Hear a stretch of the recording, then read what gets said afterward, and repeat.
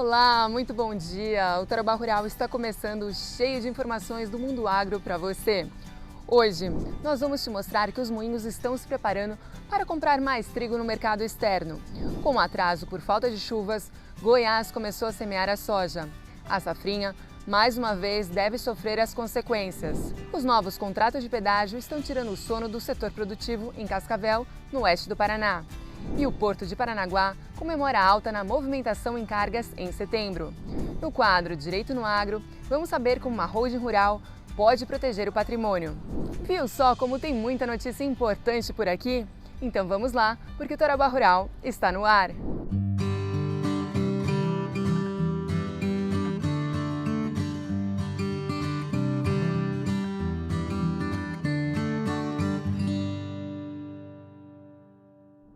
Com a quebra na safra de trigo no Paraná, os moinhos estão buscando o cereal com outros fornecedores. E como o trigo é uma commodity, o preço é em dólar e tem subido.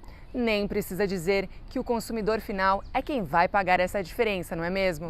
O Paraná tem o maior parque moageiro de trigo do Brasil. São mais de 60 moinhos em operação, que processam 30% da produção nacional de farinha de trigo.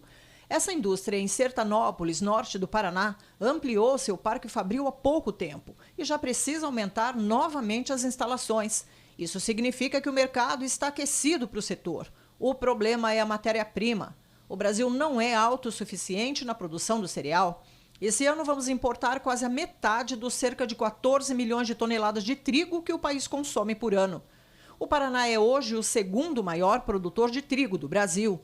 Na safra que se encerrou, esperava colher perto de 3,5 milhões de toneladas, mas a estiagem e a falta de frio derrubaram a colheita. Só o estado deve buscar 1,3 milhão toneladas a mais de fora. Esses silos recém-instalados armazenam as mais de 1.000 toneladas que o moinho em Sertanópolis processa por dia. O gerente de suprimentos explica que há uma parceria com os agricultores. Eles plantam as variedades necessárias para a indústria e, em troca, tem a compra da produção garantida. Mas, pelo segundo ano seguido, será preciso buscar mais trigo de outros fornecedores. Mais de 30%. É muita coisa para a gente. A nossa farinha ela é igual em janeiro, junho, agosto e dezembro. O ano inteiro é um padrão só de qualidade. Então, aí a gente vai ter que procurar os trigos aonde foram produzidos, Rio Grande do Sul, Centro-Oeste, Santa Catarina, e invariavelmente um pouco de trigo importado de outros países. A indústria informou que investiu mais de 60 milhões de reais nesses novos equipamentos com recursos próprios. Eles são top de linha do setor no país. Cada bloco desses é considerado um moinho, que processa os grãos de trigo em etapas individuais. Cada etapa gera farinhas com finalidades específicas, para pão, massas, biscoitos, bolos, macarrão, convencionais e premium. Por isso, a indústria acompanha tão de perto a evolução do trigo na lavoura. E a qualidade do trigo não está só ligada a pH e umidade. A safra comprometida também altera características como cor e proteína. E exige da indústria estratégias para que os equipamentos de alta tecnologia entreguem o mesmo produto para o consumidor. A questão da cor ela é muito importante, principalmente na produção das farinhas com característica premium. Nós temos uma linha de farinhas com essa característica, que é uma marca de praticamente uma referência nacional nesse segmento. E para nós isso é muito impactante. Então o que a gente faz? A gente traz mais trigo importado que tem essa característica de um endosperma, de um miolo do grão bem mais branco, que dá uma produção de sêmola com muito mais qualidade, para a gente poder manter o padrão das nossas farinhas, que é fundamental, né? Os 60 moinhos do Paraná têm mais de 4 milhões de toneladas ano de capacidade de processamento instalada. Para manter a produção e atender o mercado, o Sindicato da Indústria do Trigo do Paraná, o Sinditrigo, relata um cenário de alta na compra do cereal, que é uma commodity, e nos preços para o consumidor final. No maior problema que eu vejo no Brasil é a variação cambial. Você veja, a gente saiu de um dólar ali de 5,40 para um dólar de 5,70, 5,65. Quer dizer, esse range faz com que a gente tenha muita insegurança e instabilidade, e isso se reflete no consumidor, especialmente para panificação, Então, quando a gente fala do pãozinho nosso de cada dia, né, dos pães embalados, de produtos do consumo dia a dia do brasileiro, isso tem um impacto. A variação cambial, eu acredito que seja mais impactante ainda do que a falta do produto. Obviamente que o Brasil precisa trabalhar e fazer um esforço para ser autossuficiente no alimento básico, né? Lembrando que a farinha de trigo, o pão ali é 20% da base da alimentação brasileira. O Sinditrigo e outras empresas do setor defendem que o governo federal crie incentivos para que o Brasil se torne autossuficiente na produção de trigo. A indústria tem competência de sobra para receber e processar essa produção. O que falta é um olhar talvez mais atento para o produtor, com medidas que mantenham a cultura como prioridade. Afinal, trigo é sinônimo de pão, um item de segurança alimentar no nosso país. O Porto de Paranaguá atingiu mais uma marca expressiva. De janeiro a setembro deste ano, a movimentação de cargas aumentou quase 9% em relação ao mesmo período do ano passado. Entre exportação e importação, os portos de Paranaguá e Antonina movimentaram mais de 52 milhões de toneladas de janeiro a setembro deste ano. O volume é perto de 9% superior em relação ao mesmo período de 2023. Com destino ao exterior, puxaram esse desempenho positivo a soja em grãos, o açúcar a granel e em sacas e o setor de contêineres, que transporta, entre muitos outros itens, frango congelado, produto do qual o Paraná é o maior exportador nacional. E os 2 terminais portuários receberam, nesses 9 meses, mais fertilizantes e cereais, especialmente trigo, malte e cevada. A Direção de Operações Portuárias destacou o desempenho específico do mês de setembro. O motivo é que, apesar do período chuvoso em Paranaguá e Antonina e da baixa demanda na exportação de grãos e farelo de soja neste mês, os 2 portos movimentaram quase 6 milhões de toneladas. Na comparação entre 12 meses, de setembro de 23 a setembro de 24, os portos do Paraná acumulam 69 milhões e meio de toneladas movimentadas. E o Paraná faz parte importante dos resultados nacionais. O governo federal informou que o agronegócio brasileiro atingiu o recorde de 14 bilhões e 190 milhões de dólares em exportação em setembro, quase 4% acima do mesmo mês em 2023. Carnes, açúcar, celulose, cereais e café somaram 84,6% da pauta exportadora do agronegócio brasileiro. É importante, gente, lembrar que Paranaguá é o único porto do Brasil que movimenta grãos pelo corredor de exportação. O sistema de armazéns e esteiras sincronizados transporta a carga até o navio com mais organização, agilidade e segurança. É realmente fantástico! E a gente vai agora para um rápido intervalo, mas não saia daí, tem muito mais informações aqui no Tarobá Rural. Olha só, Goiás finalmente começou o plantio de soja. A estiagem atrasou o calendário. O oeste do Paraná pode ter pedágios caros e poucos benefícios. O patrimônio rural pode ser protegido por uma estratégia pouco conhecida pelo produtor, a holding. Tudo isso e muito mais logo mais aqui no Tarobá Rural.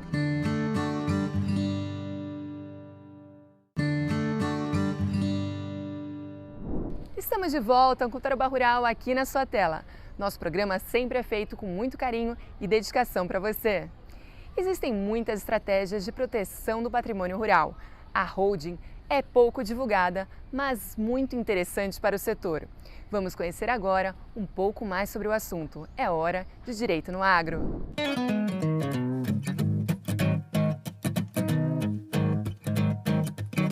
Olá, Luli. Oi, pessoal do Tarobá Rural. Meu nome é Juliane Lima e eu estou aqui com o Dr. Cláudio Luiz Lima Correia para falar sobre um assunto importante aos produtores rurais. Você que trabalha no agronegócio sabe como é importante manter a sustentabilidade do seu patrimônio ao longo do tempo. Hoje vamos falar rapidamente sobre como uma holding rural pode ser uma solução eficiente para isso. As mudanças legislativas recentes ampliaram as vantagens para o fazendeiro. Antigamente, as vantagens só existiam para o produtor rural na pessoa física. Hoje, ele pode aproveitar os benefícios da pessoa física, por exemplo, com a atividade rural, e os benefícios da pessoa jurídica, como, por exemplo, a proteção do imóvel, da fazenda. É exatamente aí que a holding entra. Com a criação de uma holding rural, todos os bens do seu negócio, sejam eles terras, maquinário ou outros ativos, são transferidos para o sistema de holding, mantendo-se os benefícios exclusivos da pessoa física. Você permanece com os benefícios e mantém o controle sobre os bens do seu negócio. Mas agora a gestão é feita de forma mais eficiente e centralizada. Os produtores planejam a safra, a melhor genética e a melhor nutrição para o animal. Assim, aumentam a produtividade, melhoram a qualidade da safra dos animais. Mas esquecem de planejar a sucessão. É frequente encontrar produtores que possuem filhos morando fora da área rural, que não acompanham a atividade, não conhecem o negócio que foi criado. Quando só um filho está ao lado do produtor, é possível fazer um planejamento prévio que evite a perda do negócio e do patrimônio, que mantenha as atividades produtivas na mão do filho, que conhece e está capacitado para dar continuidade. Importante observar que, se o produtor desejar, ele pode designar um terceiro, um administrador profissional ou um gerente da fazenda para suceder na atividade rural, sem prejuízo dos direitos legais dos herdeiros. Ou seja, com respeito às normas do direito de família e sucessório, o produtor pode atribuir a sucessão do negócio à pessoa mais preparada, uma pessoa de sua confiança, e, ao mesmo tempo, preservar a receita para os filhos e cônjuge. Além disso, o planejamento patrimonial com a holding permite escapar das reformas tributárias e aumento das alíquotas. Proporciona ainda uma redução da carga tributária. Com a organização dos ativos e operações, é possível optar por regimes tributários mais vantajosos e reduzir o impacto dos impostos sobre a operação. Sem contar que, para o planejamento sucessório, a holding rural é essencial. Ela possibilita a transferência de cotas para os herdeiros em vida, evitando o impacto da reforma tributária na sucessão e os conflitos familiares comuns no inventário. A holding evita brigas entre herdeiros e garante que a continuidade do negócio aconteça de forma harmoniosa. E não podemos esquecer da proteção patrimonial. Ao transferir os bens para a holding, em um planejamento patrimonial bem feito, eles ficam protegidos de eventuais dívidas pessoais, o que proporciona maior segurança ao patrimônio. Ou seja, se você quer garantir a longevidade do seu negócio, proteger seus bens e, ao mesmo tempo, ter uma gestão tributária mais eficiente, a holding rural é o caminho. É uma estrutura que traz muitos benefícios para quem está no agronegócio e precisa de uma organização mais segura e inteligente. Conheço um caso na minha família em que o produtor tinha um gado de alta qualidade, referência mundial. Não tinha filhos e deixou seus bens para 28 sobrinhos e um vaqueiro. Tudo está sendo perdido com a briga judicial, dependendo do juiz para tomar a decisão sobre as vendas. E este juiz não conhece as atividades rurais. Esta falta de conhecimento das atividades por parte do juiz provocou perdas de milhões e da qualidade do gado. Independente dos juízos, o inventário hoje, para os ruralistas, custa de 20% a 40% do patrimônio. Com a reforma tributária, só um dos impostos, ou o causa-morte, subirá de 8% para 20%. O inventário custa hoje muitas sacas de soja, caminhões e cabeças de gado aos herdeiros. Com o planejamento sucessório adequado, você elimina esta perda. Isso mesmo. Estamos à disposição para qualquer dúvida. Obrigada por assistir e até a próxima. Olha só como a holding pode reforçar a proteção do patrimônio rural e até evitar disputas intermináveis na justiça. Obrigada aos advogados Juliane Lima e Cláudio Luiz. Começou o plantio da soja em Goiás. A área semeada deve aumentar quase 3% no estado, mesmo com atraso no plantio devido ao tempo seco. Mais uma vez, os ajustes vão acontecer na safrinha. Finalmente, as plantadeiras estão no campo em Goiás. As primeiras chuvas trouxeram alívio, mas ao mesmo tempo preocupação. É que a umidade do ar ainda está baixa. Mesmo assim, alguns agricultores do sudoeste do estado decidiram semear a soja. É o caso do Márcio, produtor rural em Rio Verde. Mesmo a área sendo irrigada, o plantio por aqui está atrasado há 20 dias. A gente tem previsões de todos os lados. Tem vários institutos que trazem essas previsões para a gente. Tem coisa animadora, tem coisa um pouco mais conservadora. Mas enfim, a gente tem essa segurança da área irrigada, mas a partir daqui 2 dias eu preciso entrar na área de sequeiro, tá? E eu estou animado que não é quantidades altas que vai vir de chuva, mas que ela seja um pouco regular, mesmo sendo pouca, que me dê condição ainda de eu plantar nesse período de outubro ainda. Para o cultivo, o produtor manteve a área de mais de 5.000 hectares, entre irrigado e sequeiro, a mesma área do ano passado. Para essa safra, ele também resolveu não investir em maquinário porque o cenário não está favorável. Tivemos muita queimada na região, foi um período muito seco, o período mais longo de todos os tempos, tá? Sem nenhuma gota d'água. E realmente eu não deixei de ficar de fora, não. Eu tive nessa propriedade aqui, ela é 450 hectares, eu tive praticamente 140 hectares queimados. A gente vai ter que investir um pouco mais, eu já fiz composto, coloquei um pouco mais de fósforo, potássio, vou aumentar minhas doses de inoculante também, para tentar minimizar esse prejuízo aí da perca da palhada. É muita cautela, tá? Agricultor se preocupe muito com os seus custos, olhe ele todos os dias e vai magiando suas vendas, tá? Cada agricultor tem sua conta específica, diferente da minha, a outra é diferente de um outro agricultor, mas cada um tem seu custo. Se é mais ou menos, ele tem que tomar muito cuidado e ir vendendo aos poucos. O preço da soja futuro, na casa dos seus 115, 120 reais, já é uma realidade. Tá? Muita coisa pode acontecer, pode, mas mesmo assim não espere, vai comercializando, vai travando seus custos para a gente não ter surpresa lá na frente. Ainda uma coisa que o agricultor tem que tomar cuidado é com produzir, tá? Então olhe seus custos, vai travando e pense em fazer um bom manejo na hora certa. O produtor agora corre contra o tempo para finalizar o plantio. A preocupação é lá na frente com a safrinha. O ciclo pode ficar prejudicado. A gente tem que, se está faltando um pouquinho aqui, a gente conta que lá na frente ela estique um pouco mais, né? Mas se tudo acontecer, esses 20 dias de atraso, a gente costuma falar muito na região e através de alguns dados, que cada dia que atrasa o plantio na safrinha, você pode ocorrer a perca de um saco.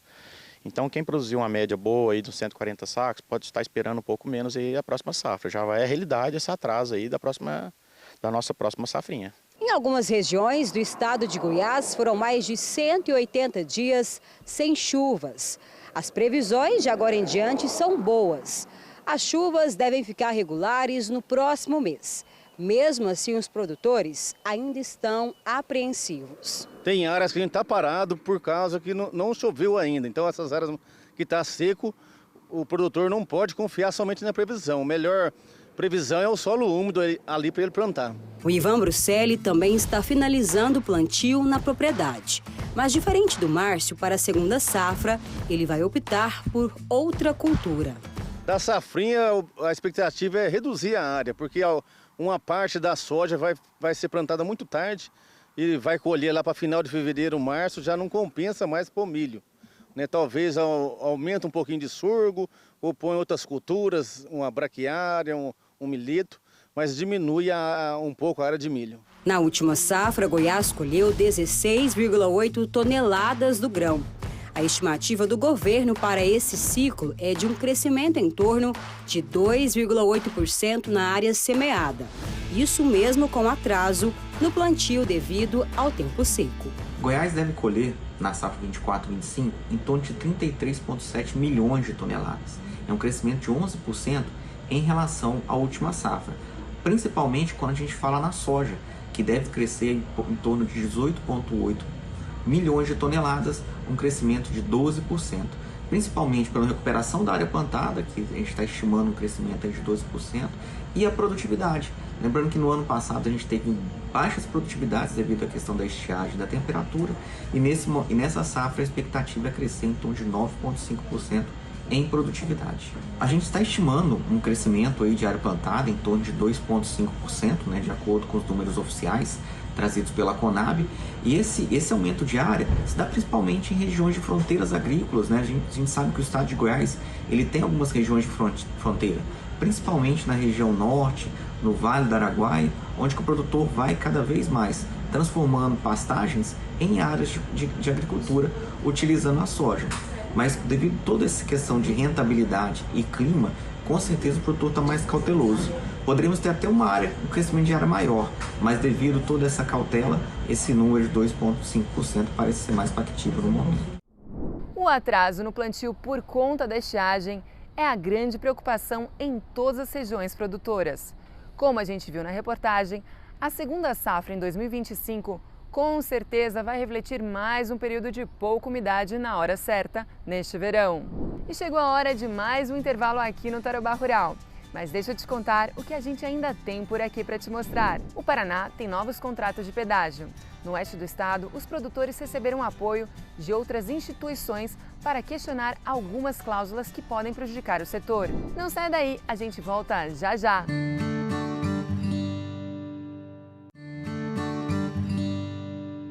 Estamos de volta com o nosso Tarobá Rural deste domingo. Você que gosta do mundo agro, você sabe, seu lugar é aqui.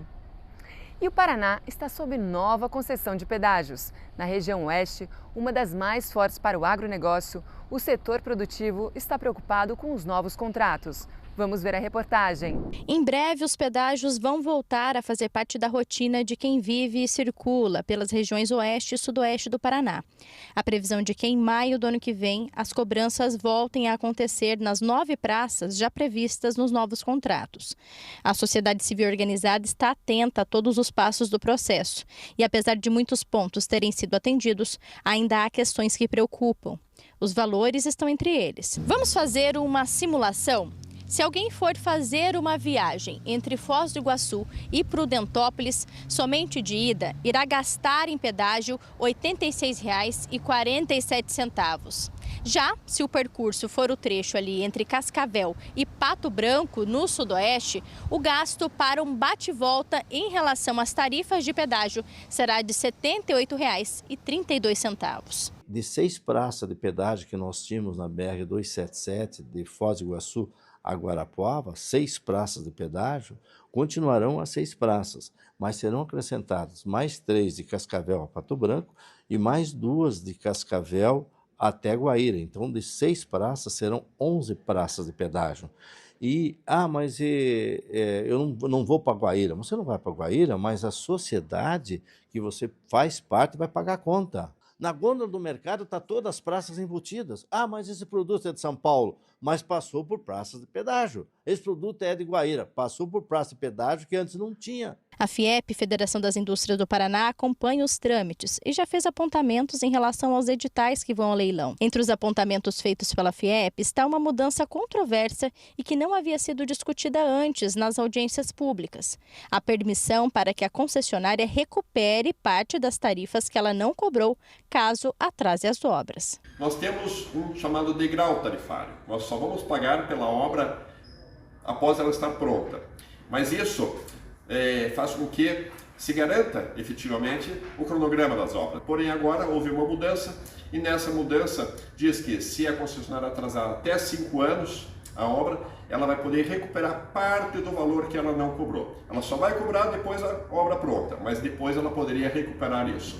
Nós estamos aguardando a resposta da NTT sobre esse ponto, porque no nosso entender, ele desestimula a concessionária a entregar as obras no prazo previsto. Outro questionamento levado à ANTT, Agência Nacional de Transportes Terrestres, que conduz o processo, é a possibilidade de prorrogação do contrato pelo dobro do tempo, passando de 30 para 60 anos, diferente das novas concessões que já estão em vigor. 30 anos já é um tempo grande, 60 anos não consigo ver como saudável.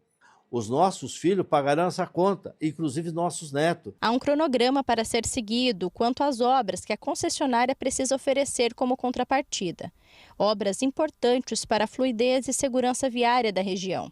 Entidades de Cascavel também acompanham a discussão. Espera-se agora que os contratos sejam cumpridos. Baseado nisso, federações de Curitiba estão se mobilizando para criar um observatório exclusivo para acompanhar os contratos atuais. Depois que for duplicada, tem mais um degrau tarifário, podendo chegar a 40%. Então, isso preocupa bastante porque encarece muito o escoamento da produção da região oeste do Paraná. Tanto a locomoção aqui entre cidades e tudo, mas um grande afetado por isso são os transportes que, claro, consequentemente, vai para a conta final do consumidor. É muito bom ver que a sociedade organizada está unida em relação aos contratos de pedágio do oeste do Paraná. O setor produtivo precisa desse apoio. Afinal, como disse o presidente da Associação Comercial e Industrial de Cascavel, Todos nós pagamos essa conta. Bom dia, família do campo. Eu me chamo Aniele, sou mobilizadora do Senar aqui no Sindicato Rural. Venho convidá-los a estarem participando da nossa intensa programação de cursos para a finalização do ano de 2024. Teremos o curso de Manejo e Ordenha, que será realizado na FAG, dos dias 12 a 14. Teremos também o curso de Apicultura Avançada, que será realizado na instituição Ariac, do dia 4 ao dia 8 de novembro. E teremos também o curso de Jardinagem, que será realizado na Fundetec, do dia 19 a 21 de dezembro. Vocês podem estar entrando em contato conosco e fazendo uma pré-inscrição. Muito obrigada! E o nosso Tarobá Rural chegou ao fim. Foi muito bom ter a sua companhia aqui comigo com as notícias do agronegócio, aquele agro que move o nosso país. Eu te agradeço por sua companhia e te lembro que domingo que vem temos mais um encontro para falar sobre o agronegócio. E é claro, eu, Luli Barbeiro, te espero. Até lá! Tchau!